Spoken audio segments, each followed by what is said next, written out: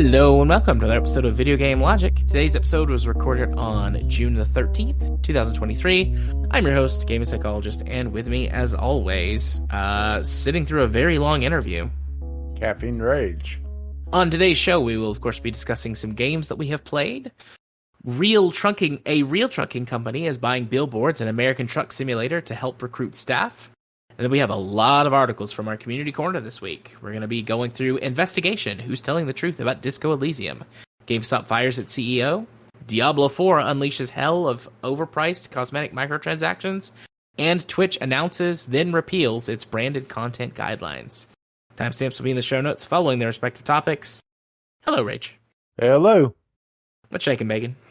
Nothing that wasn't, a while back. I guess, right? That's probably good, honestly. Nothing news rattling around in there. Mm-hmm. You got it all. Yeah, no new junk in the trunk. Right. Yeah. Same for me, for the most part. I mean, small things, but having a pretty good week this week. Last week, just for the listener, this, Rage, just for the listener, I just couldn't sleep. So we record on Tuesday night. I just could not sleep Monday night. I slept about 3 hours, and they were not 3 hours that were together. Mm-hmm. And then went to work and worked, a whole day, which was a normal day, but, worked a full day and got home and was just like, I can't do this. I'm going to pass out. And I did. I was watching YouTube documentaries with my kid about stuff, and I fell asleep while we were watching it. And then my wife woke me up at about 11:30, was like, hey, I'm going to bed.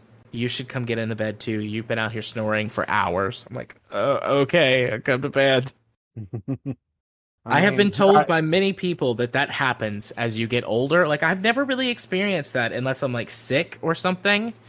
I have always just been, like, I lay down, I go to sleep, I sleep for 6-ish hours, I wake up, I'm good to go.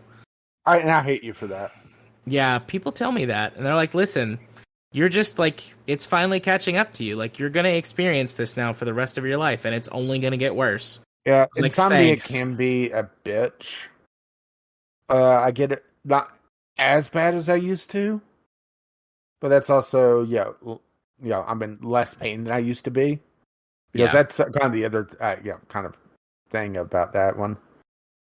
But there's also been times that I won't sleep for days. I think my record, and this was a combination of leg issues back in the day. Not that I don't still have leg issues, but fresher leg issues, right? And just bad luck and just pure insomnia. I was up to like 6 days without a proper night's sleep. Damn. And things were starting to get a little crazy.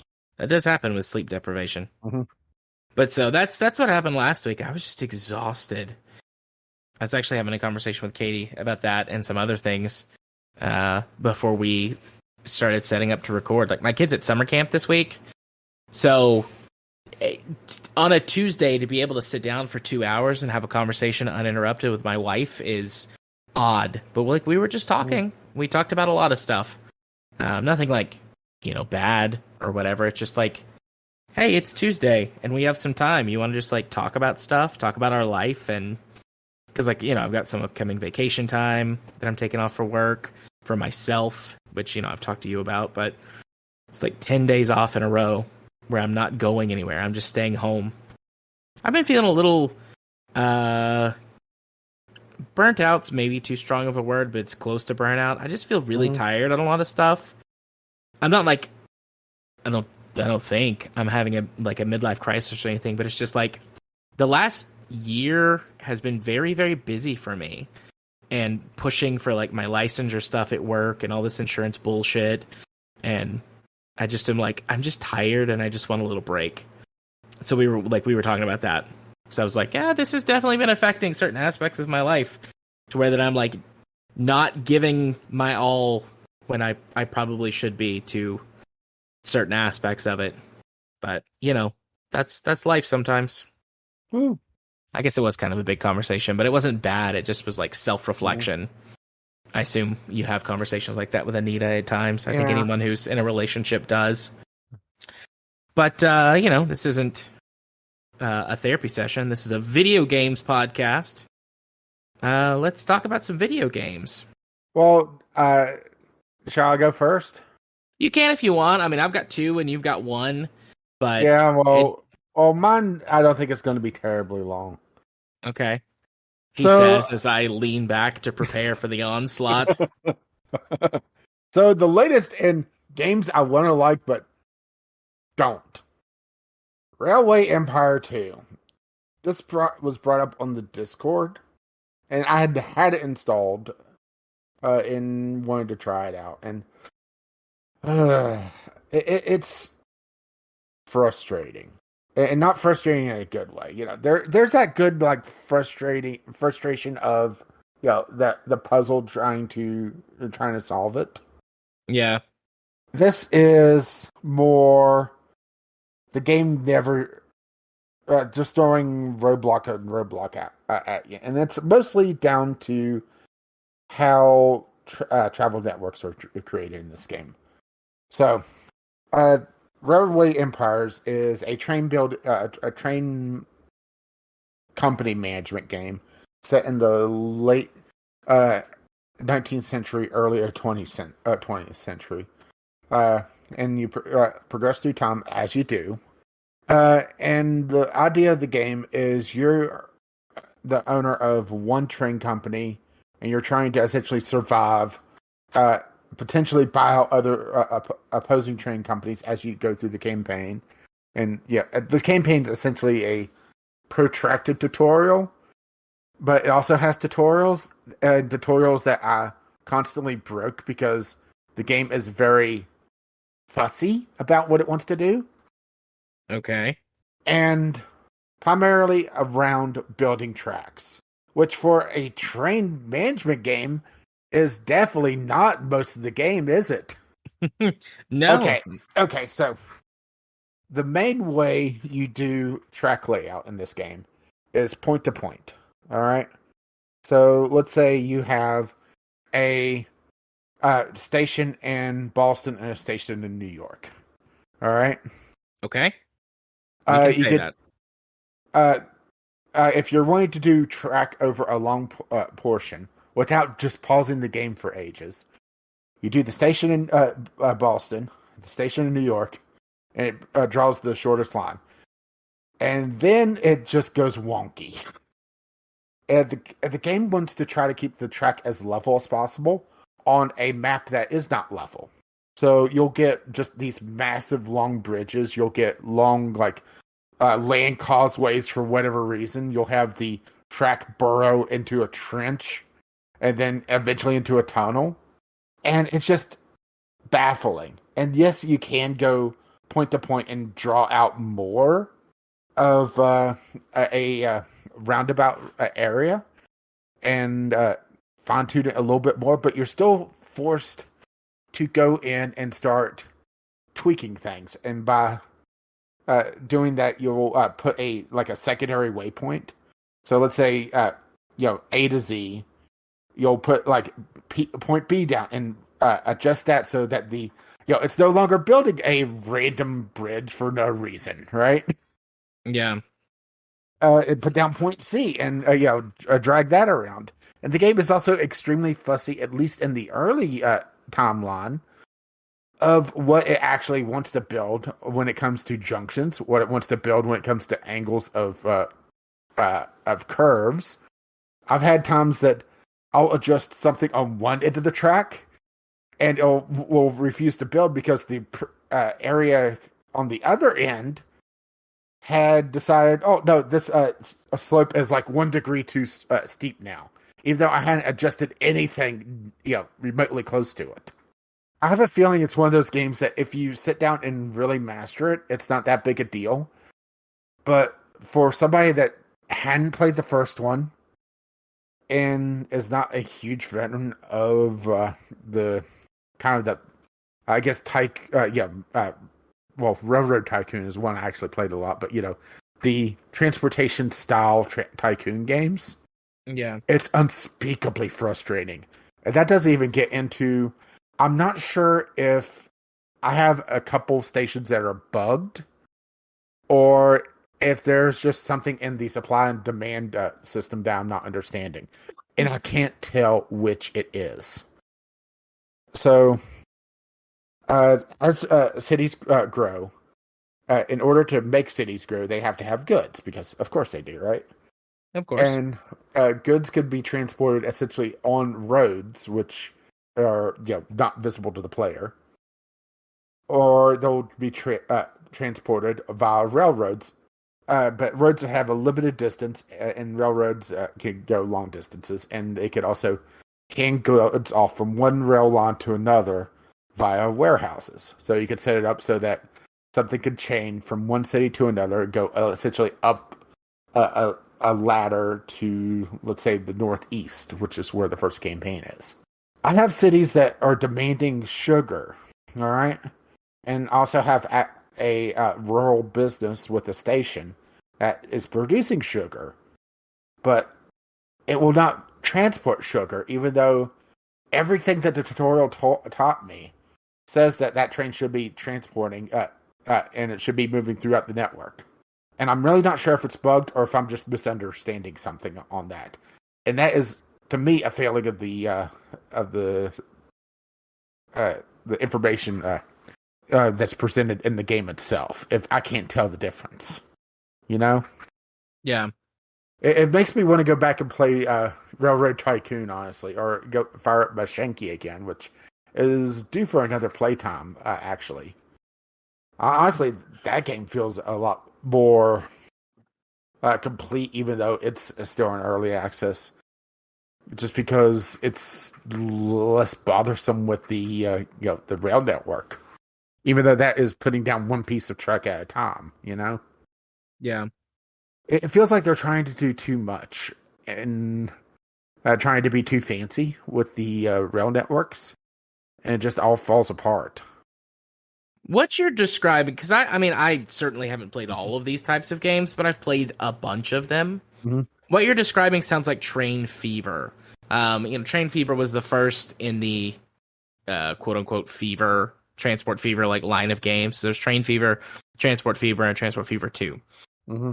And the track laying system you're describing is like the one in Train and Transport Fever, but Train Fevers was very rudimentary and finicky, especially with that terrain. I mean, even in Transport Fever, if you try to go for too long a distance, it will break, but it's much smarter about hugging to terrain and asking you about building tunnels and bridges and etc. And that whole thing about cargo kind of transporting itself over a short enough distance, but then sometimes it won't go on a station even though it really looks like it should, and the game doesn't tell you why. Like, that does sound very much like Train Fever, which came out in, I think, 2014. Oh, that reminds me about another one. Okay, so another issue I have with this is the station building itself. So, whenever you build a station, it colors the map, red and green, where you build a station, where you can't, and it completely obfuscates things like train height distances. So I've had several times I'll build a train station and have the tracks start burrowing into the mountainside for no reason whatsoever. Yep. It makes no goddamn sense whatsoever. That also is an issue in Train Fever that they fixed in Transport Fever, because it gives you a preview of what the station will look like if you build it there. This does not give you any previews. You can refund most of your money, but the thing is, it's most of your money, right? Yeah. And it's also, if you're trying to build in an area that's hilly, well, good luck, right? And as far as I can tell, there's no way to make a station build, up higher. It's always on ground level.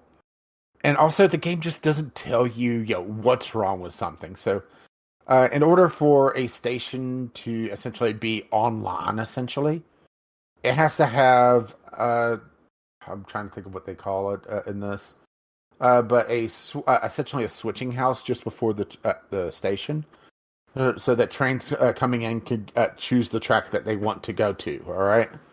Okay. And if you miss one and you're trying to build a line, it will say that train cannot access that station it will not give you a reason why, or even give you a projected path so you could try to figure out why. It's just, can't reach that. Good luck. Oh, that's weird. Even in Train Fever, like it would show you the projected path of your trains, and you could figure out pretty easily what was going on.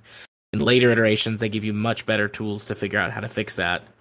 I mean, I'm glad I played it on Game Pass because, from the sounds of the reviews, this is pretty much what the previous Railroad Empire was. Only they shined it up with a little bit of multiplayer. And sounds like they didn't really fix any issues.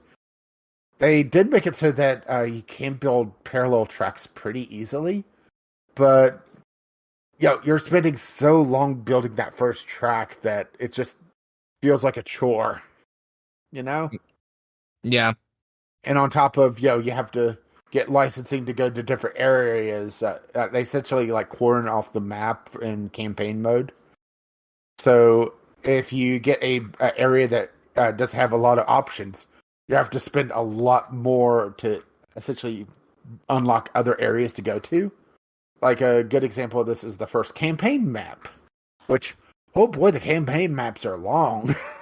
It's like one map, and then it's, I want to say, at least in the first campaign, 10 different, essentially, episodes of objectives.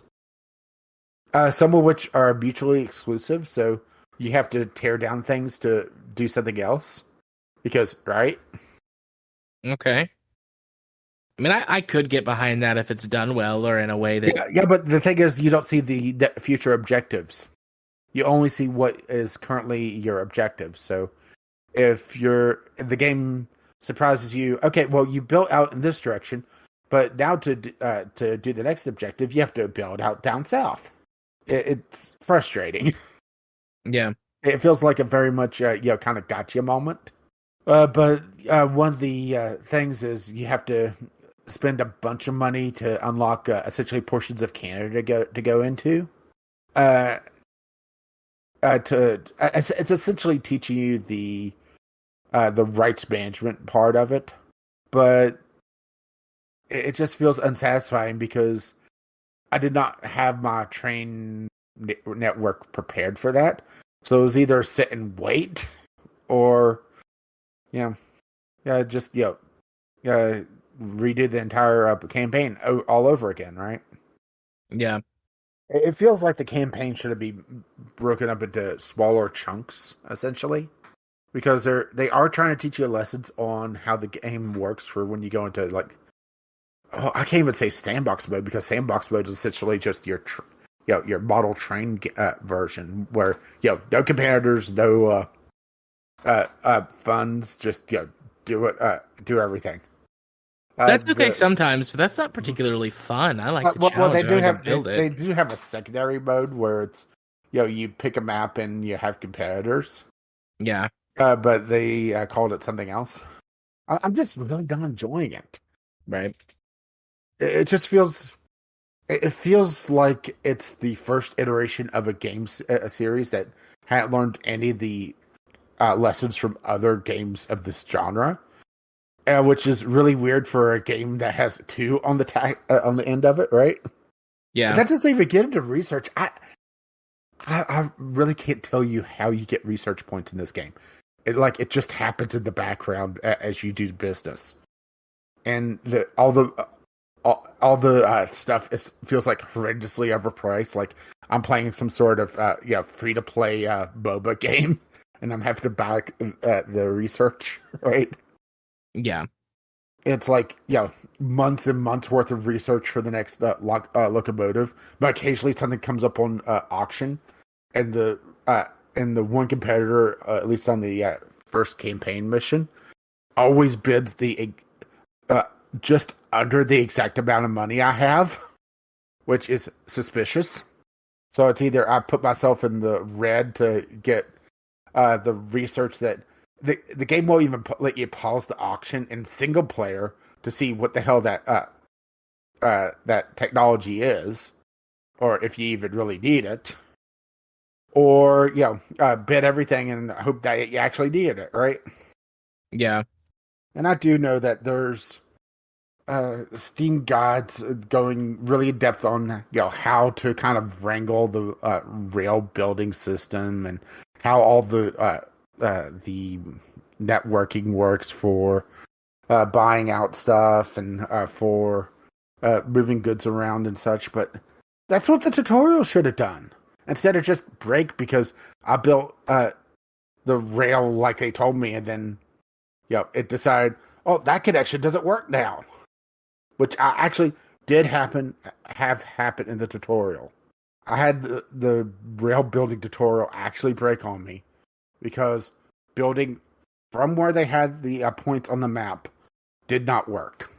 So Well, yeah, that seems like somebody needs to do a little more QA testing uh, or listen to the QA testers. mm-hmm. Or just delete the game. I I'm mean, still gonna. I'll play it if there's like a community night going on, but co-op only because I have no idea what's going on with the network of goods. I'm still gonna try it, and we'll give my opinion on it as well. Mm-hmm. I just haven't gotten to it yet. I just have a lot of times that I'll fire it up and I'll be like, "Why is this not working?" And then end up playing just SnowRunner instead. Yeah, a game I intend to play on my vacation, SnowRunner. Yeah, well, the new map is coming out pretty soon, actually. Yeah, I want to try to complete at least one map because I'm several maps behind. Oh, me too. Yeah, but I'm farther I'm behind than you are. Well, I have Michigan done. I have Wisconsin done. I'm working on Tennessee. You might as well just give up on us. We're fucked. Oh wait, you mean in the game? Yeah, well, much like real life Tennessee, there's not much going on. Yep. When you're right, you're right. Except for racist and transphobic shit. We got a lot of that going on. Oh, there's a lot of racing. Hey. Oh, maybe let's see what they were trying to do. Maybe they were trying to be really clever about it. All right. Is it my turn? Yeah. Sweet. So, I've got two to talk about. The first one, Schoolgirl Zombie Hunter. I have a friend in one of my tabletop groups who saw this several months ago. It was on sale for like $5 or something like that, and he was like, "Hey, you should get this, and we should play it sometime." And I'm like, "Okay, I'll buy it, and we'll play it sometime." So we finally got around to playing it a couple of weeks ago. One of our tabletop sessions got canceled, so we played, and it is odd. Very, very, very B-movie. It's made by the exact same developers who make Earth Defense Force. Mm-hmm. And like I didn't know that, and I started playing it. I was like, this feels like Earth Defense Force. Both in how the game handles and like the way that you collect weapons and equipment and et cetera, et cetera. And like I went and looked, I'm like, oh, it's the same developer. So Schoolgirl Zombie Hunter is set in the world of Ona Chambra, which I know very little about. And you play a surprise group of schoolgirls in the middle of a zombie apocalypse who are hunting zombies and trying to figure out what happened with the apocalypse and close it. And they are, of course, high school girls at the Zombie Hunter Academy. Mm-hmm. Because, And of course, right? Yep, it's a third-person action game. There are 5 different girls that are basically almost interchangeable. Each girl has got a different starting weapon that differentiates them, although they can all equip all weapons. Mm-hmm. And then there's some minor differences to their stats. And then each girl has got some kind of special ability. They're all passive. And for flavor, they all have different melee attacks. And the descriptions of the melee attacks claim that they're different, but if they are, I can't figure out how, other than just they look different. But, there might be some differences to the stats of like one girl has got more health, or one girl has got more stamina. One girl can can roll a little faster, stuff like that. But I mean, more or less, they are interchangeable. The game has got a single player story mode. I have no idea how many missions are in it. I've played through like 20 of them.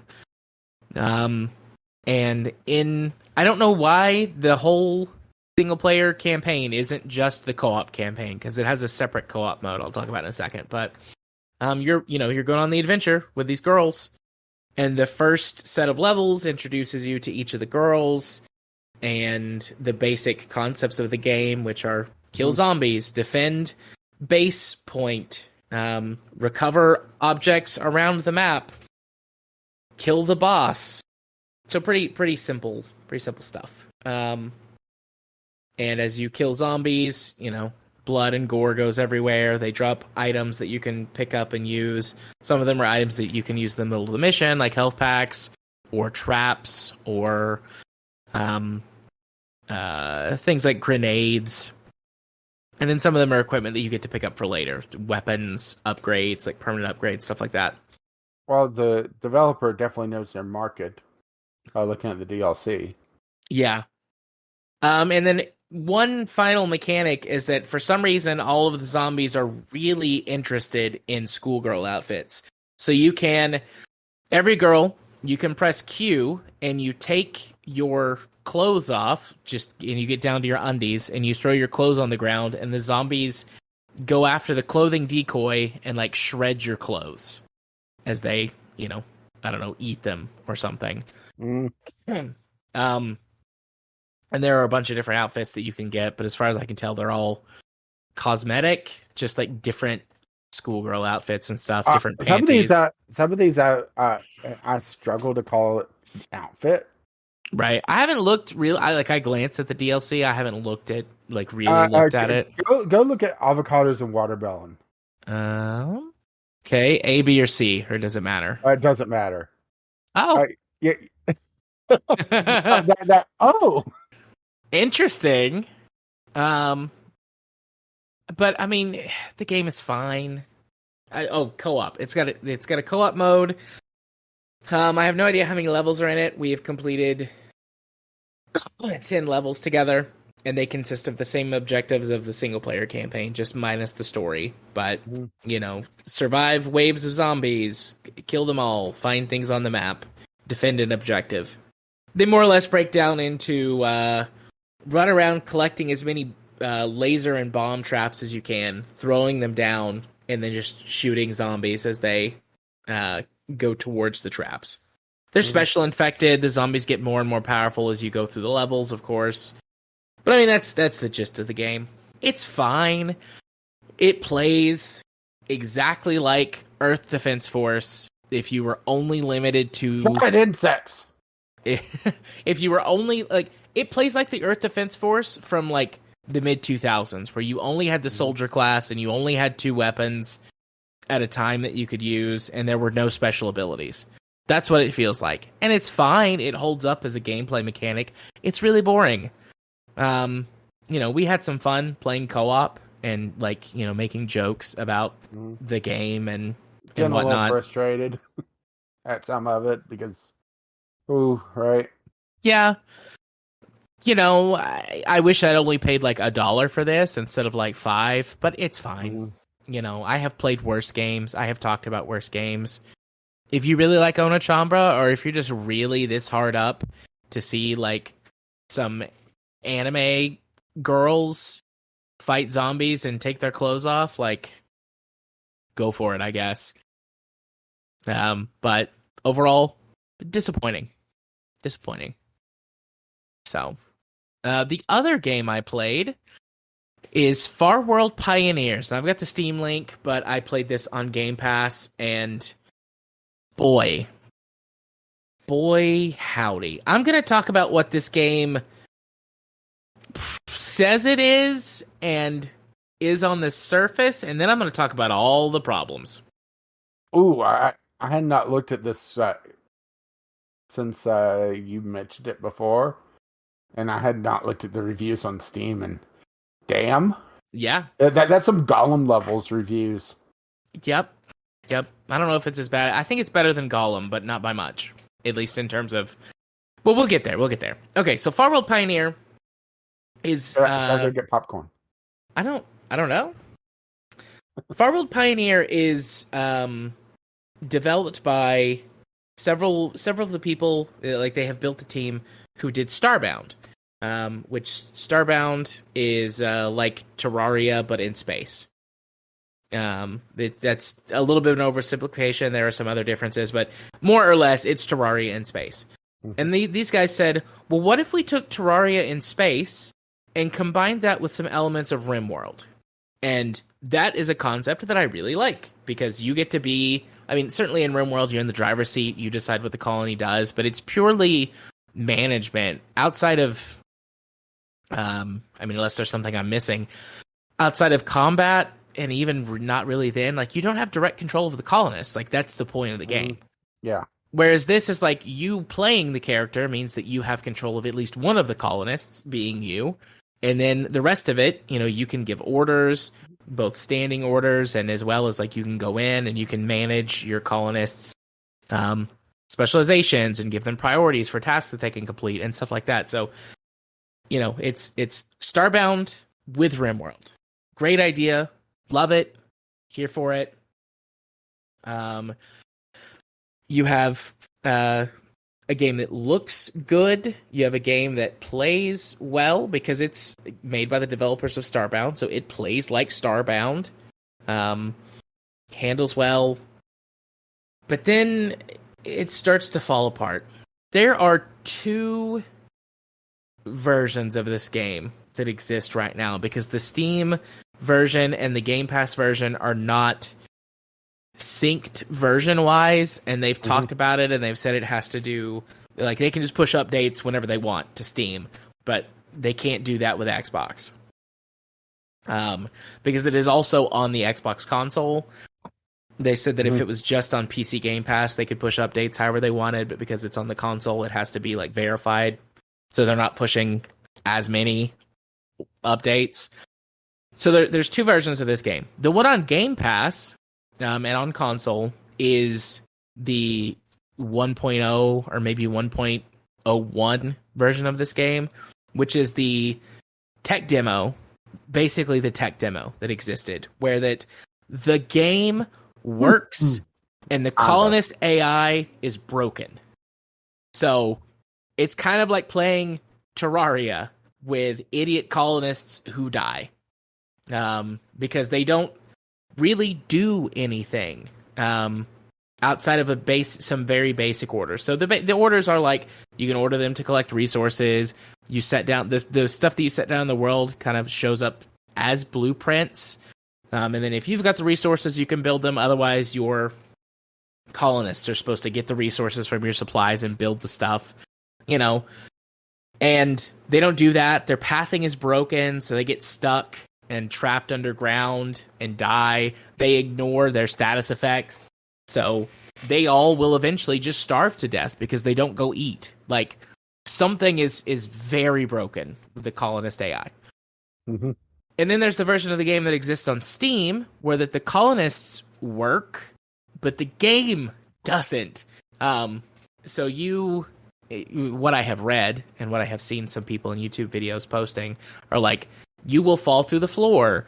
Your save, like, the game will tell you that it saves, but really it's not, or maybe the save is corrupted. So you'll play for 4 hours and you'll leave and you'll come back and your world will be gone and you'll have to start over. Or some people have reported this bug where that whenever it says it's auto-saving, the game will just drop to like 2 FPS for sometimes minutes before it fixes itself. And the autosave happens every 5 minutes. So if you've got a really bad version of that where you're sitting for 2 or 3 minutes at a time, then, you know, you got basically half your time staring at a JPEG and half your time trying to play the game. It's a hot mess. It's such a good idea, too. I love the idea. And I'm watching the updates on Steam, waiting for people to be like, yeah, no, they fixed it. They pushed out like an update that like syncs the two things together. because I do love the idea of, you know, you I mean, crash it's a land on, hell of an idea.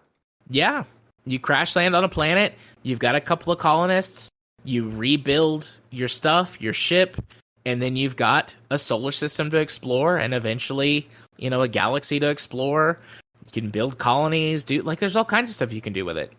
But it doesn't work if, literally it doesn't work, but I mean, it doesn't work if they never get both sides of the idea working properly, which is really sad. This is a very ambitious game that I would love to play and could dedicate tons of time to. It does have a multiplayer mode, which is basically broken in both games, both sides of the game right now. You know, on Game Pass, multiplayer just doesn't really work at all. Like, it's not stable; it crashes all the time. And then with the other version, it's so buggy and doesn't save. Like, your multiplayer worlds just, you know, don't last. They don't exist after, you know, you both quit playing because there's nothing, you know, it doesn't save. So I hope they fix it. I really do. I would like to play and enjoy this game, you know, either whether it's alone or together. I would really enjoy playing this game. It's right up my alley. There's a whole bunch of stuff in it that people don't know how far it goes. Like, it looks like there's an economy, there's money you can collect, there are raiders and pirates and other colonies. There's some kind of story on the planet you've crash landed on. Like, there's some facility you go investigate as part of rebuilding your ship. You know, they're trying to do this personality thing with... So the first colonist that you get, his name is Buddy, and it's like he's your buddy, he's your best friend, and you can talk to him, and he's got a bunch of dialogue, and he gives you help, and he's the one who's giving you the tutorial. And it feels like they're really trying to have you invest in this relationship with Buddy. But he can die, just like any of the other colonists. So it really sucks that on the PC Game Pass version, since the AI is broken, that after a few days he starves to death, no matter what. Because you can't, like, you can force give people medicine, you can build structures around them so they don't freeze to death or burn to death in the elements, because the planets have randomly generated biomes and stuff like that. But you can't force feed him, so no matter what, he dies after a few days of not getting food. Oof. It's like, Buddy, no. So there is a lot of behind the scenes drama on this game too. I kind of went on a little bit of a rabbit hole tangent on it. That with people saying like the 1.0, like this game is not in early access. Like, I'm doing air quotes, but like, it's not in early access. Like, it is listed as fully released. They've got a whole thing on their Kickstarter page from way back when that's like, we don't want to do an early access game. We want to build a game that's going to work on release. To their backers, they have had sort of a playable demo / alpha version that has existed for a long time. And there's claims that it is the version that was the 1.0 release on Game Pass, and to a certain extent, like, huge chunks of it unchanged on the 1.0 release on Steam, even though it started getting updates pretty quickly.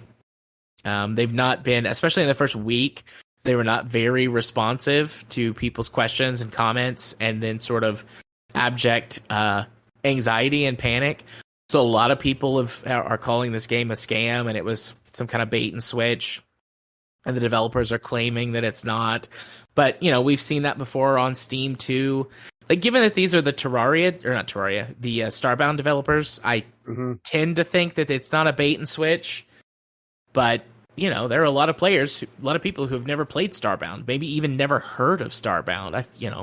If you're playing this, I found that not necessarily hard to believe, but maybe less than likely. But still, I would imagine there are players who stumbled upon this. Starbound a hot mess when it first launched as well? Starbound was a hot mess when it first launched. It's gotten a lot better over the years. I really like Starbound, but yeah, Starbound was a hot mess when it launched. The story mode didn't work. There were tons of bugs and glitches that could leave you trapped on the first planet in the game after the tutorial. I mean, I have Starbound. I just never really played it. I think I got it in a Humble Bundle at some point. Played Starbound a bit. Yeah, I played it a bit. I enjoy Starbound, but it was a busted mess when it first released. But Starbound, hey, some things never change. Starbound, the thing is, and like I get this, like, on the one hand it's no different, but on the other hand, like, saying something is early access gives people a lot of will encourage people to give you a lot more grace. Yeah, but this isn't early access. That's the thing. Or at Yeah. least it's not marked as it. Mm-hmm. And they made a very big deal, like I said, on their Kickstarter stuff way back when. Like, we're not going to do an early access game, and it's like maybe you didn't, but also kind of you did. Like, because there's stuff that shows up as like there's like a laser mining drill that people have said like, yeah, you can't get that. Like, you can research it, but you can't get it. It's not in the game yet. It's like, well, if this is a 1.0 release, why do you have something that's showing like coming soon? Well, it's the modern expectation of video games. Just because it's 1.0 doesn't mean it's feature complete. You should be lucky it even loads. Right. So I really want this game to be good. I really want it to be fixed, I guess, to start. I played it on Game Pass, so I'm not upset. But, you know, I want it to be good. So yeah, Farworld Pioneers. Mm-hmm. Would have never found it if it wasn't for Game Pass. Like, you know, putting on there's like new on Game Pass. But maybe I shouldn't have found it yet. Right. Only time will tell. But yeah, those are my 2 games for tonight. Oh, well, 2 disappointments in Game Pass tonight, huh? Mm-hmm. That's the beauty of it, though. I have to say, that's Yeah. the beauty of Game Pass. Playing shit that might not be so great, so that you can, but otherwise, like, you never would have tried it. Like, I never would have bought, Farworld Pioneer, like, on a whim. You know, I just wouldn't buy it. But since it's on Game Pass, I can try it out. And also, yeah, spending Microsoft reward points and getting expansions for shit, right? Yeah, That's kind of the other thing. So yeah, ready for our first news topic? I guess if I have to. Speaking of games I play on Game Pass, right? A trucking game. Yep. A real trucking company is buying Billboards and American Truck Simulator to help recruit staff. I'm really conflicted on this one. Because it's a target audience. It's a hell of a target, actually. But at the same time, ads in video games is very dangerous. Yeah. I have mixed feelings as well. On the one hand, this is a little different than just being like, buy Coke or whatever. Yeah, this isn't like buy Coke on the loading screen. You have to do a Coke mini game in order for the game to load. Yeah. This is actually done pretty much looks like the screenshot that they show you in the article shows it very realistically. Yep. And the thing is also with ads in video games, ads in real life, they kind of blend into the background and give kind of more context for a world. Ads in real life, they are kind of the noise that we have in our modern society. And having a game world without ads feels a little weird. So it kind of makes it feel a little bit more realistic.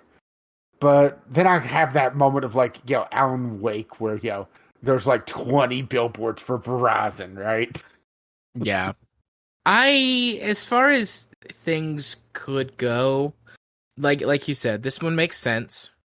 Mm-hmm. I understand it. It doesn't upset me also. I think that's the other thing is that I don't feel betrayed because they're putting up billboards in a trucking game, right? Yeah. It's sort of like my big go-to has always been like sports games. Sports games that have like ads in real life, sports is maggoty with ads and ad revenue. So having ads in a sports game, especially if they cut the price, and that's the other thing is that American Truck Sim, it often goes on a stupidly deep discount. Yeah. So this isn't like $70 game plus you get ads in it. So, matter of fact, American Truck Simulator is a $20 game. So it's a little tougher to be upset to have a billboard in it, right? Yeah. Although they are in the Midwest now, or solidly in the Midwest. Yeah, I need to get the last few American Truck updates and I'm way behind on the states. yeah, I am Although, too. when it goes on sale, it'll be a lot cheaper to pick up. Yeah. But this is interesting. I think, they say in the article where they were interviewed that they're, in the tryout phase. Yeah, I would love to, like, I just want to know, I just want to see how this goes. Like, ultimately, they're going to do what they want to do. It's their game. yeah. They get to make their own decisions. They're going to do what they want. But they also do this to subsidize the price of DLCs and cut the price of DLCs, Yeah. Because that's kind of the thing, especially for American Truck. It has DLCs on a per state basis, and there's a lot of DLC for American Truck. I mean, there's a lot for Euro Truck as well, but their map DLCs tend to go by more regional, if not just country wide. So it doesn't feel as much. So let's see. It's You're looking at $20 a DLC right now, or on the high end for Texas, or $18. Sorry. Ugh. I feel like they're kind of the same though. Like a lot of American states are the size of European countries. Not all True. of them, but the ones that they've been doing, especially out in the West and Yeah. creeping into the Midwest. Big states. Yeah, but also the U.S. states are a little bit more copy and paste. It's not as dramatic geography, at least on the smaller scale. There's a big difference between, breadbasket state 1 and 2 versus like France and Italy, right? Yeah, I suppose. I mean, you can do interesting things with landmarks and cities and stuff, but I get what you mean. Having driven through a bunch of breadbasket states, they do look very much the same, though. Yeah, I can't wait to see corn for 2 hours driving through Kansas. Rows and rows and rows of corn. Also, windmills. A lot of windmills out there. Mm-hmm. Or I guess wind turbines for power generation. Yeah. But yeah, I think for me, it's just going to all come down to how it's implemented, what they do with it, how much they do with it, how obtrusive it winds up being. Like, if it's just on billboards and stuff, fine. If they start doing like loading screen ads or whatever, that's different. That's mobile game shit. I mean, if you really look at it, American and Euro Truck already has ads because you have the trucking companies, the different branded trucks. True. The real life trucks. Yeah, you have Goodyear Tires pack where you have a Goodyear tire branded truck and more wheel options. You have the hang on. Now I'm having to dig a little bit, but you get what I mean, though. Yeah. Where it looks like actually American Truck has a lot less on it than Euro Truck. I know Euro Truck has a few more. But yeah, the updates are semi-branded with different trucking companies, so it's not a huge jump. And like I said, it's a very on-target market as well. Yeah. That's kind of also, I can't be mad at them for wanting to recruit from people that are doing a simulator for the actual job, Yeah. I mean, driving a real life truck obviously is not the same thing as driving in a video game, and you get to ignore the aspects of like maintenance and shit. Mm-hmm. But and the crippling debt that you may have to take on, depending on whether or not you go independent or what trucking company you work for. Mm-hmm. I'm familiar with this company, like in terms of like name, but I don't know anything about it really. So, who knows? Maybe the one they're advertising is a good one. Maybe it's not. Yeah. Last week tonight did an interesting thing with one way that truckers basically get screwed over if they take essentially the wrong route into their career. It's essentially like a rent to own thing on their truck, but it's an absurdly long lease period. Yeah. Which means, of course, the interest rate on it is just through the roof, and you're paying more on the interest rate than you are the dividend of the debt, because, right? Yeah. And you're essentially also essentially a slave to that company because you're renting it to own through the company, so they can screw you over however they want. Yep. We're gonna need more and more truckers though, as unless or maybe until we crack self-driving vehicles. Which I know Yeah, self-driving vehicles yeah, exist, but there's dubious issues and et cetera, et cetera. But just stay out of Philadelphia. but yeah, it's interesting. I mean, we'll just see how it goes. I'm not immediately opposed to it because it does make sense, and they aren't like the worst company. Although I don't know how much of an endorsement that is, but they've had their missteps over the years, but overall they have a good positive reputation, to my knowledge, for being air quotes a good company. So Yeah, or at least as good as you can be, because right. That's right. kind of the crux of it as well, is that companies tend to build up goodwill only to cash in later. And that's why I'm also very hesitant. I mean, we saw it with Cyberpunk as a really good example, right? Yeah, cashing in all of CD Projekt's goodwill from the Witcher series. So But we'll see. moving on to the overflowing community corner. Yeah, let's do that. Right off the top, investigation. Who is telling the truth about Disco Elysium? That is done by And People Make Games. hang on, gotta do my skill check. Damn it! It turns out it's possibly nobody. Yeah. So Jim sent us this a link to this documentary. It's a 2.5 hour documentary style investigation. Yeah, which love the YouTube channel. This is not my first rodeo with them. This actually is my first rodeo with them. So it's a good one. It is very well, like, just about the video itself. It is very well produced.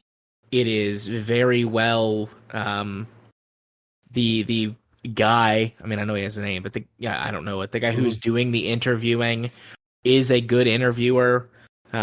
He asks good questions. He does good follow-ups. Pretty sure we did. The Roblox one included People Make Games. So this is not your first Okay. rodeo with them. Okay. Well, this is my first rodeo recognizing them as they are. If that makes sense. But yeah, he asks good questions. He does his best to try to circle back to things because there's plenty of like mealy mouth, like both sides, talking out both sides of your mouth, or like sidestepping questions. Whether or not it was on purpose, sometimes they're not, depending on the answers. But he's a good interviewer. The only, like, stylistically, I think it's very dry, and that's not bad. Like, all documentaries tell a narrative, tell a story. And, certainly even, quote unquote, the most dry narrative, you can spruce it up a little bit with some post-production, which they have done. But I really do feel like this is investigative, as opposed to picking a side and trying to tell the story of like, well, this side is the correct one. And that does lead to it feeling a bit more dry. But that's okay. Yeah. That's not a bad thing. Well, I think in this one, it's also a case of you can't really pick a side because both sides are kind of right and wrong. Right. Because you have the business side that is morally ambiguous, but for the most part legal, with some question marks on paper trails and how the IP was handled by shell companies and buying out, and if the other investors knew that this buyout was happening, and there's no paper trail to say that they did or didn't, and it comes down to they said, he said, she said, essentially. Yeah. And then you have the tortured artist that, by all accounts, is a bit insufferable to be around. And as things spiraled and the project got bigger and bigger in scope, they were delegating more and more stuff and just kind of closing themselves off, and while still acting like they were doing a lot more than what they presumably were, and it's just Yeah. this feels like it needs a documentary for the documentary at this point.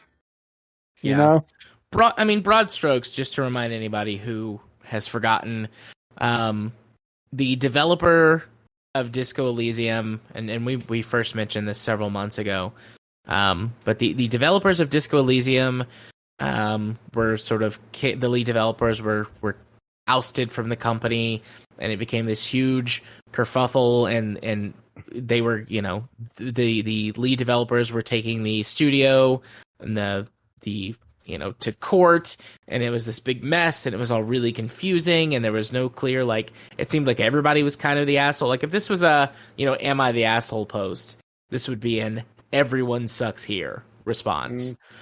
But it was a lot of like, well, we'll wait and see. Like, they're going to court. Like, there obviously is something here. Someone feels aggrieved enough to actually go to court over it.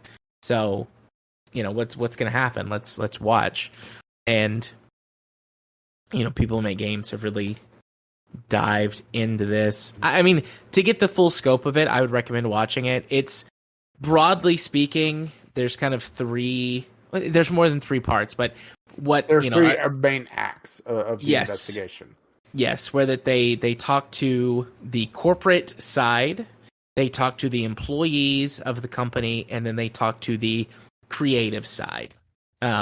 Which the employees was kind of an impromptu, as the employees started hearing that people make games were poking around, started to come out of the woodwork and telling their story, which kind of both supports and negates the story that both the major parties are telling.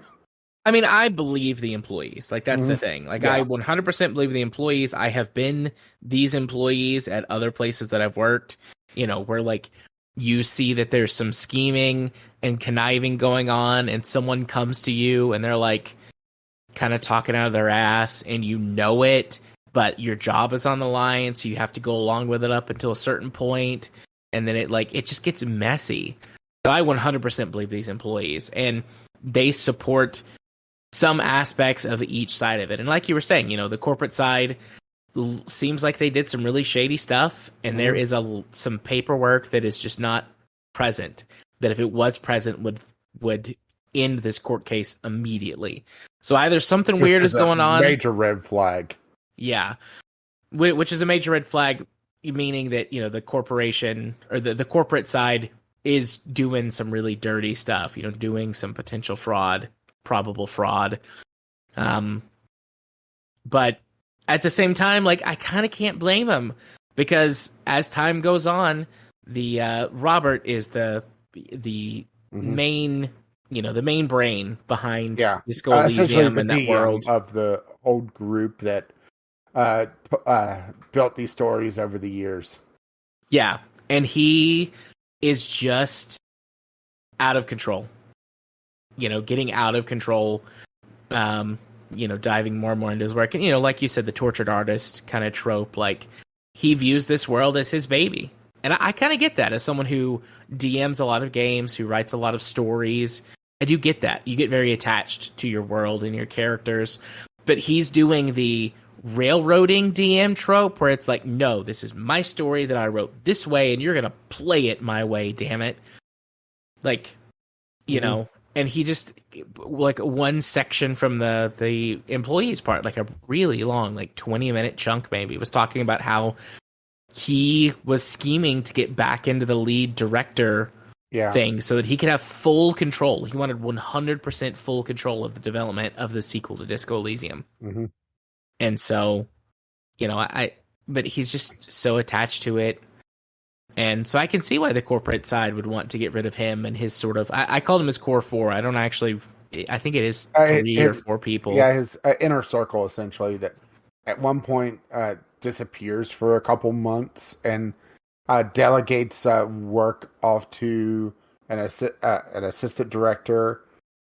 And he also, at one point in the story, was kind of teasing the idea of these secondary writers to bump them up to full writing credit in the sequel, and put them on a task for the update, which was uh, the essentially the dreams for the added content that they did for the definitive edition that for Final was Cut. yeah for Final Cut. I was blanking on the name of it. That was like the 4 political essentially compass points. There's a additional quest sequence that I actually didn't trigger in my playthrough, and they did a lot of writing on those as essentially a test. And at one point, Robert said that, well, they didn't do well enough and delegated it off to the assistant director to tell him the bad news. And then later on, it comes to light that he never even read the stuff. So it's just, oh, right. Yeah. Listening to all the scenarios play out, and if even half of them are true, it's unfathomable that they would want him around. Yeah. I am you if you're interested listening to this, if you're interested, like, we are not doing this justice. Like, you should go watch it. It's a big commitment. It's 2.5 hours long. You don't have to sit through the whole thing. It's got some natural breaks in it where that they transition from sort of each of the main perspectives on this story. I watched it over the course of a couple days in chunks at like downtime at work and at lunch and stuff. You could view the whole thing in one sitting, I think, but it is a bit of a commitment. But I think that if you're really interested, you should go watch it, because we're skipping around a little bit and we're not really doing everything justice in this. I mean, it's kind of hard to with something that in depth without just dedicating the entire episode to it as well, because there's a lot going on here. Yeah. At the heart of this, though, this is a story about people.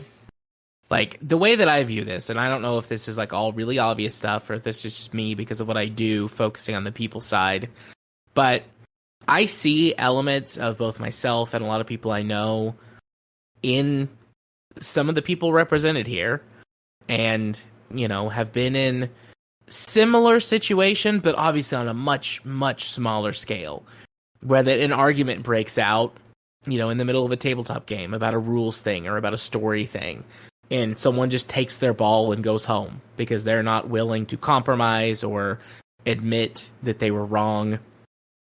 Very personal issues that people have. Sometimes it has to do with their own ego. Sometimes it has to do with their inability to, edit their baby, their life's work. Like, he says that several times, like it's his life's work. Mm-hmm. I don't know how old this guy is. I could it's probably Googleable. He looks like he's in his 20s, late 20s, early 30s. To have your life's work completed by that point is, I don't want to say absurd, but weird. People, especially prolific artists, will create art their entire life, and you can have sort of masterpieces for chapter points in your life or something like that. But he just seems very obsessed over this, and I'm not gonna diagnose him with anything. Like, I've never talked to him. I'm just watching this interview or these interviews, But I mean, he does seem like he's someone who probably has had some things in his life that has driven him to focus so hard on this. So I can see that, and I sympathize with him. But at the same time, like, you went from running a game, on the weekends or whatever with your friends to turning it into a extremely successful product. And as much as I hate capitalism, like the world that we exist in, like, if you're going to do that, if you're going to package it and if you're going to sell it, there are concessions that you're going to have to make. And he was unwilling to make any of them. And also, he seems very reckless. There were lots of times that pop up where that Robert is like, they ask him something. He's like, no, I didn't talk to a lawyer. I didn't feel like we needed to talk to a lawyer. We didn't write that down. We didn't feel like we needed to. It's like, yeah, like those are, I on the one hand, I don't expect him to be a corporate legal expert or whatever. But on the other hand, like, that just feels like, 101. Like, talk to a lawyer before you get into a big business venture like this. And he didn't do it. And then there's a whole third tier to this that we're not really like talking about because I don't fully understand all of it or the context for it because I don't The understand. IP shell companies in Britain. Yeah. Hmm. That one sounded like a corporate shell game that basically two investors kind of screwed the other ones out. Because originally it was supposed to be uh, equal shares for all the major parties to ensure that nobody had overarching rights. But a couple of them screwed over the others, uh, which is kind of a moral gray area, but legal-ish. And this is kind of where that paper trail really falls in. And Well, and there was that thing in the beginning where that they're talking about like this guy with like somebody yeah, declaring bankruptcy in a different country and the how that bankruptcy tourism worked. of the EU, which, whew, right? Yeah. Yeah, it's kind of a fitting game to have such a messy thing going on around it, huh? Yeah, that is true. That is true, given the subject material of that game. But also it makes me very sad that we're very unlikely to get a sequel. Even though I'm not sure where they would put the sequel, if it'd be like, uh, on to the next case, or like another story in the world, or which way I would even want them to go. I would want an anthology. I would want a different character in a different part of the world Mm-hmm. doing different stuff. And like maybe the other game gets referenced or you can hear about it. But like that's the thing, like as Or you like know, how their original project was referenced yeah, in Disco Elysium. yeah. But you know, I have created, you know, for my players like a world and you know, we all like tell stories within this same world. But it's, you know, they might have some tangential connections or some references, but you know, their own unique you get to explore your world a little more. Like that's Mm-hmm. part of the appeal of it. Like you guys create this world together and then you go explore it. And you do different stuff in different places. That way you can explore it more fully. And like, yeah, maybe there's a crowd favorite that shows up every once in a while, you know.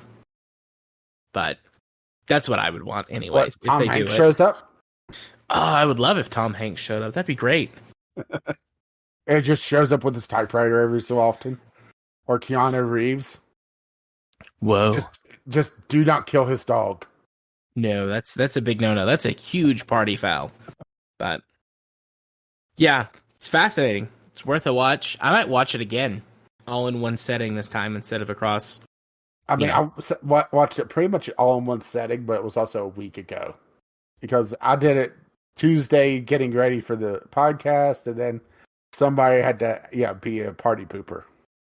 Yep. Yep. And I did it over the last couple of days, like I said, yesterday and today. So it's a story. I mostly feel bad for everybody involved, Yeah, really. I feel really bad for the employees because I yeah, feel the worst for the employees. now their entire livelihood is kind of in limbo because if they don't do Disco Elysium 2, what are they going to do, right? Yeah. I feel the worst for the employees, but also, you know, I can see a little bit of myself in Robert. I was having a conversation with um uh one of my other players of mine, or one of the players in my tabletop games. I don't know, it's hard for me to pull out of my mouth. We were talking about some story stuff, and like I like remember having a similar conversation of like, yep, I just wanted to do like a simple thing, and then I find myself like, oh, but it could mean this, and it could symbolize that, and I'm like, you're doing it again, Jared. You got to stop it. You're doing it again. You can't go down this rabbit hole every time. Sometimes you should just play a game for fun. So I get that obsession, but you gotta dial it back. You gotta be able to control it or have people that you trust that can help keep you in check. So I have some empathy, some sympathy for him as well, but mostly I care about the workers. Don't need no fucking scabs. Anyways, yeah, Disco Elysium. Yeah. Heckin' Uh, big mess. so speaking of corporations, Yeah. GameStop fires its CEO. That's a thing that they did. yeah, yeah. I wonder. So I wonder if this is another meme. Yeah. Is this going to be like we're going to see him popping up on Reddit in a few weeks? Assuming Reddit doesn't crash and burn now. Oh, So Matt Furlong, the I guess now previous GameStop CEO, was replaced by Ryan Cohen. In this article, they call him the meme stock investor, Ryan Cohen, but let's see, the list is on here. So Bed Bath and Beyond was his most recent one because Bed Bath and Beyond was they were faltering. He buys a bunch of the company. He comes in, he pumps it up, and then dumps his stock. So pump and dump, and then Bed Bath and Beyond is now on the verge of bankruptcy. They might have actually already by now declared bankruptcy. They have. They have. Okay. Yeah. So yeah, they're at the beyond point. Right. So this has led a lot of people to believe that he is going to do some kind of scheme with this. Be it a pump and dump or some other type of, like you brought up, like Sears, how that company was basically brought up before we really started the show. Yes, but how this Sears CEO was just selling off all the real estate and assets, kind of slowly making a bunch of money for themselves. So yeah, it looks like Overstock.com is bidding $21.5 billion for Bed Bath & Beyond's intellectual property assets. So essentially the brand name. Yeah. So hey, it turns out the Beyond is on Overstock.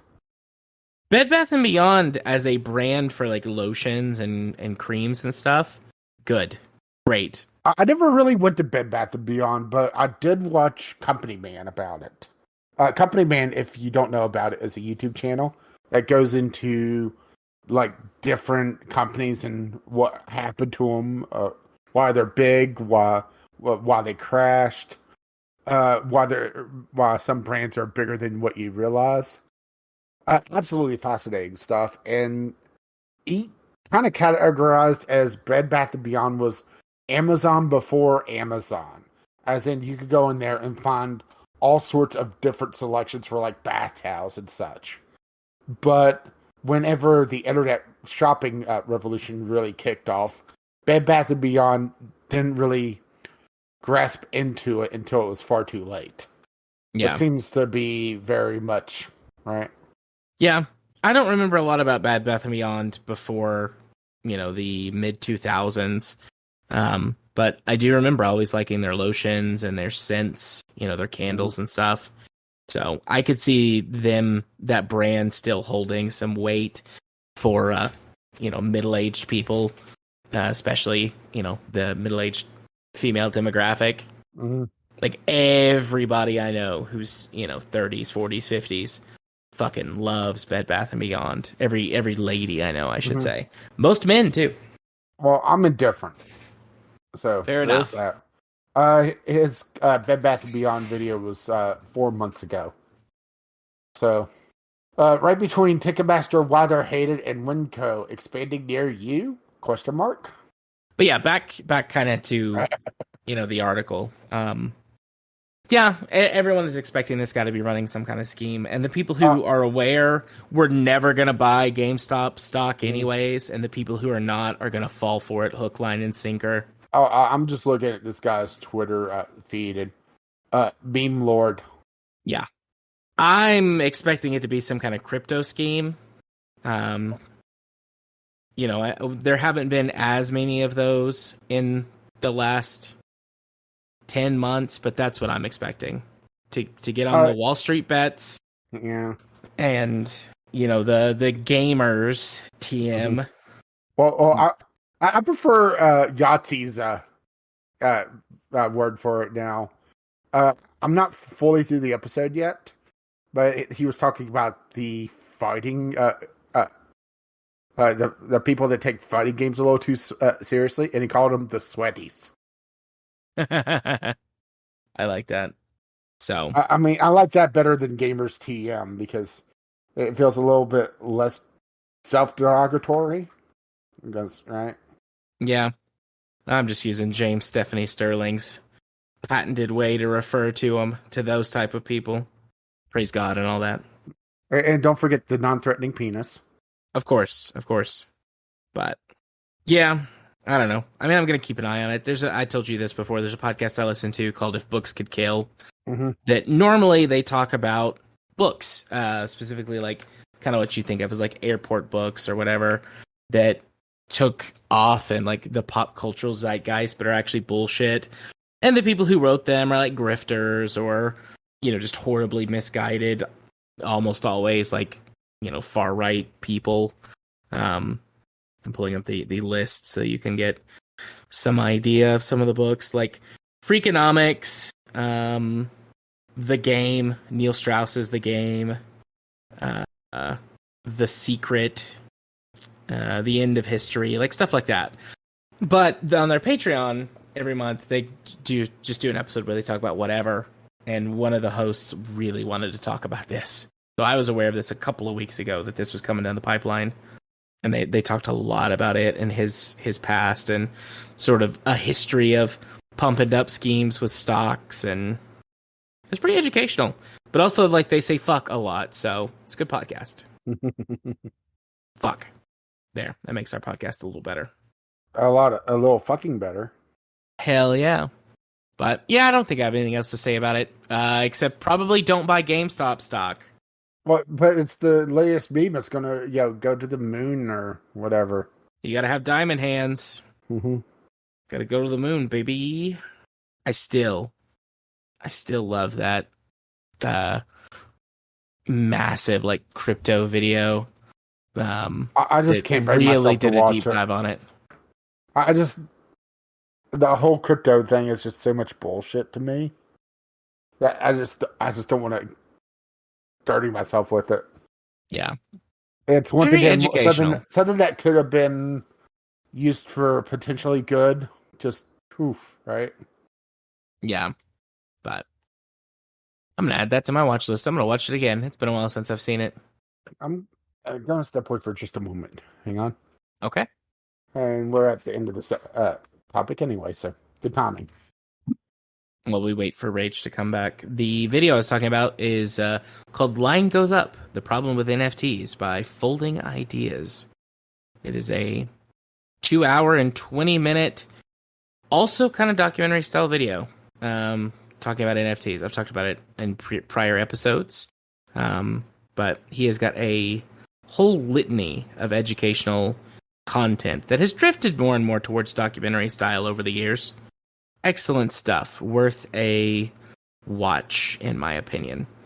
Most of it is topic-oriented as opposed to time-oriented, so it doesn't matter so much when you come to it, especially his newer stuff. Did you just continue talking while I was gone, or? No, well, sort of. So I stopped, and then I was looking for that video, and then I told the listener the video I was talking about, about the NFTs. Yeah, well, go check out Company Man too. Yeah, so I had a cat that just kind of did a cartwheel off the door to the Forbidden Zone, and it sounded like, just a giant thud. Had to go went check to on them. investigate, Make sure Anita wasn't like sprawled down the hallway. Cat ran over her or something. Everything okay, I assume? Yeah, or Jimmy Hoffa broke in or something. All right. Next topic, then. Diablo... Well, are you ready? Yeah. Diablo 4 unleashes hell of overpriced cosmetic microtransactions. Yeah. Oh. So, we talked a bit about, the slippery slope. So, let's go right into the deep end of a $70 game having $20 worth of... or $20 single microtransaction, right? Yeah. The video kind of sums up the overall price tag. It was $307 worth of microtransactions on launch, right? Yep. And like you said, in a game that costs $70. And it's all hidden behind a proprietary currency that you have to buy in packs, just like it's a mobile game. And they're talking about having battle passes in the future that you buy into, and it's all cosmetic for now. And that's kind of the thing, is that Bethesda promised that all their stuff in Fallout 76 was going to be only cosmetic. And boy, did they ever break that promise. And it's not like Blizzard has not, reneged on a big promise in the last couple weeks. Yeah. Right? Yeah. Overwatch 2, by the way. We're not covering that story, but it's Overwatch 2, in case you're wondering, dear listener. But, yeah, I know a lot of, I say a lot. I know a couple of people who are playing Diablo 4 and really enjoying it. $357 for on launch. Not as egregious as some mobile games, but that's still a lot. Yeah. But yeah, I know a couple people who are playing and really enjoying Diablo 4. And every time they mention it, because I want to at least remain on speaking terms with these people, I bite my lip and don't say anything. But hi, if you guys are listening. I know you know about the podcast. I don't know if you listen or not. But if you do, you know who you are. And Diablo these days is horseshit. See, I never really played Diablo. I played Path of Exile. I mean, you've basically played Diablo then, at least in terms of gameplay. Like, Diablo's gameplay is solid. Only with fewer microtransactions, it sounds like. Yeah, for real. I mean, Diablo's gameplay is solid, even in Diablo 3. I'm sure the gameplay itself is fine in Diablo 4. But the stories have gotten worse, and fucking Diablo 3 and the Diablo mobile game, whatever that was called, Diablo Mobile. Diablo, don't you have phones? Yeah, don't you guys have phones? Between the lessening of the story and the focusing on the microtransactions and bullshit in a game that you pay money for, they've just gotten worse over the years. I'm out. They're horse shit. Fuck them. Also, just in general, fuck that Activision Blizzard. Mm-hmm. I don't want to pay money for any of your stuff anyways because you're a terrible company. Right. Yeah. It's just bullshit. We've talked about this for so many other games, and I'm sure we'll keep talking about it because AAA developers are going to AAA develop. And that includes microtransactions in games that you pay for that have multiple editions and special content and battle passes and I really have little faith that this is going to be strictly cosmetic, even though for a game that is built around looking cool, something that is cosmetic is gameplay. Yeah, 100%. I mean, honestly, though, stuff that is, even in a game where that's not like a big focus, stuff that's just cosmetic is still gameplay. I have less of an issue with it in single-player games, I think. I mean, I still don't like it, but, it's like an 8 on the bothers me meter, whereas this is like an 11. Because at least in a single-player game, you don't have to see other people flaunting around the, $200 worth of content that you could pay for to get extra if you really wanted it. Yeah. Do you remember the time when people got cool armor because they did something really difficult in a game and not bought it? Yeah. Pepperidge Farm remembers. So moving on, I mean, I guess we don't really have a lot more to talk about on that one, huh? Yeah, it's dumb and stupid and it makes me angry, but Blizzard is gonna Blizzard. Speaking of dumb, stupid things, Twitch put out a new they changed it on this. Twitch announces and then repeals the branded content guidelines. So Twitch put out some content guidelines that basically screwed over every content creator that has any sort of sponsorship ever. Yeah. And quickly walked them back within a day. So, all right. Yeah. People lost their shit, rightfully so. Yeah, so the big thing, at least on the article, is talking about how inserted burnt in video ads. So, the example is Kansas soup because, right? Yeah. You couldn't have, ad play that was you playing the ad and not the Twitch ad. with a gameplay like off in the corner if you're continuing to do that, or a overlay that shows like your code to buy cans of soup and get so much off, which is like how much of a Twitch sponsorship is that, right? Yeah. I mean, I dare you to go to some of these big Twitch streamers and not see them running some sort of code either in the description, in a bot, in the comments, or on the screen every so often, right? Yeah. I mean, they do it. They all do. And, like, I don't have a problem with that. Like, I'm not saying that, like, with disdain. Like, that's, these people are ultimately trying to support themselves in the system we live in, and that's one really good way for them to do it. Yeah, so on-screen logos are limited to 3%, or were limited to 3% of screen size, which is freaking tiny. No burned-in video ads, no burned-in display ads, and no burned-in ads really in general. What was allowed was channel page ads, products in the background of your stream, links in chat, discussing and unboxing products, and playing sponsored games, and that was about it. So they got backlash and quickly repealed this, but kind of the general consensus is, well, they're just going to walk it back slightly and put it out and say it's a compromise. Probably. That's kind of how it always works, isn't it? That's how the apology.jpg always works. We're sorry. We can do better. This is better for not good for our community. I mean, the thing that they said is like yesterday we released new branded content guidelines that impacted your ability to work with sponsors to increase your income from streaming. These guidelines are bad for you and bad for Twitch, and we are removing them immediately. Which,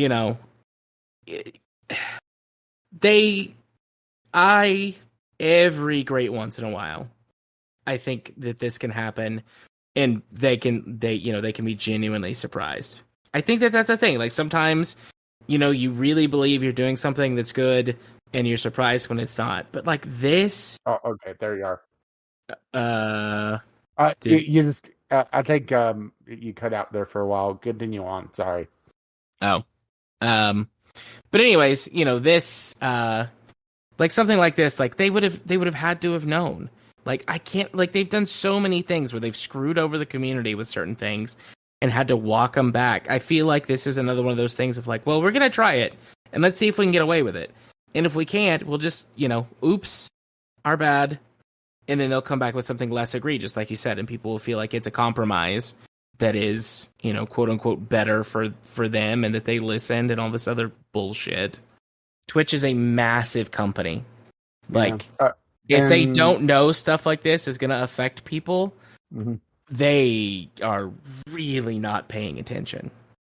Yeah, and the article on Ars Technica makes a good point because stuff like charity streams that have sponsorships, like, let's pick one almost at random from this. Games Done Quick would be not allowed because they're in between screens between their speed runs. Has a little banner ad in the corner. So, all right. Yep, not allowed.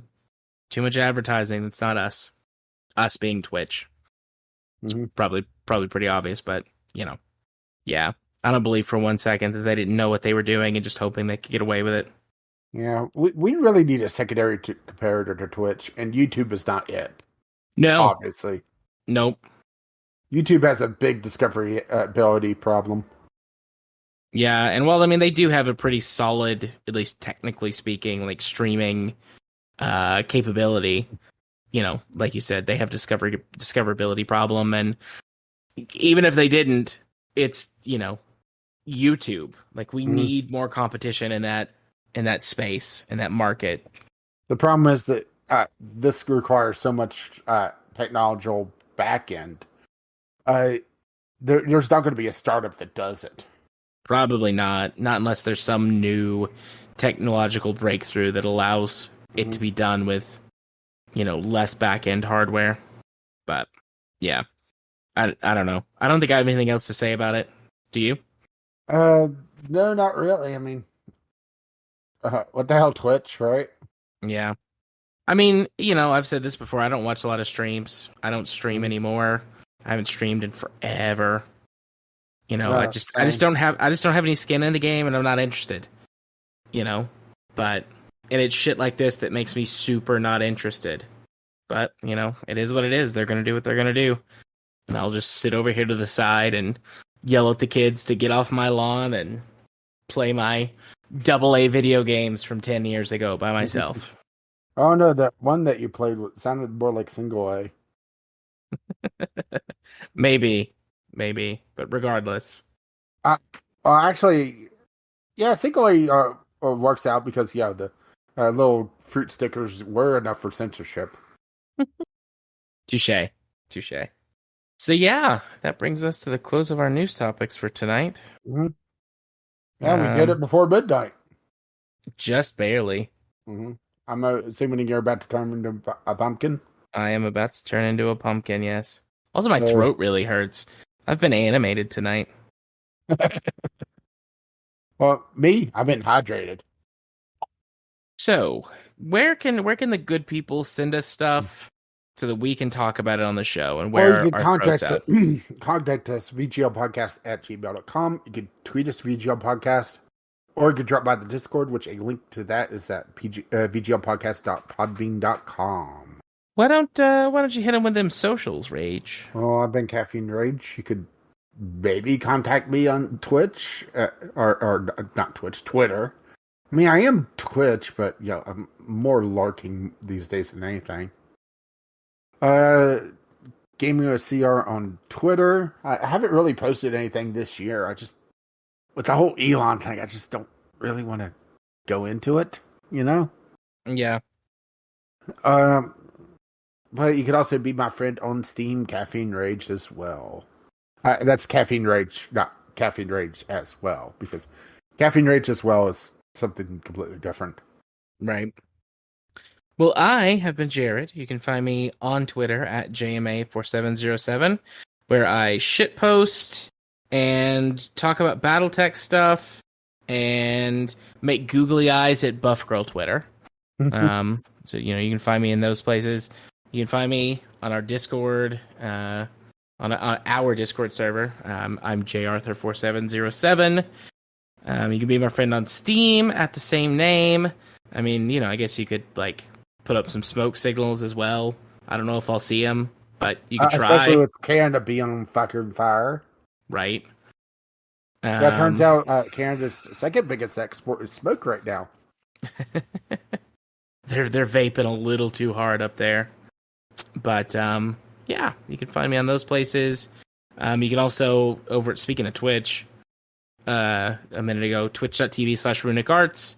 It's not my Twitch channel, but that is the Twitch channel that streams the D&D, or not D&D, the tabletop stuff that we do play sometimes.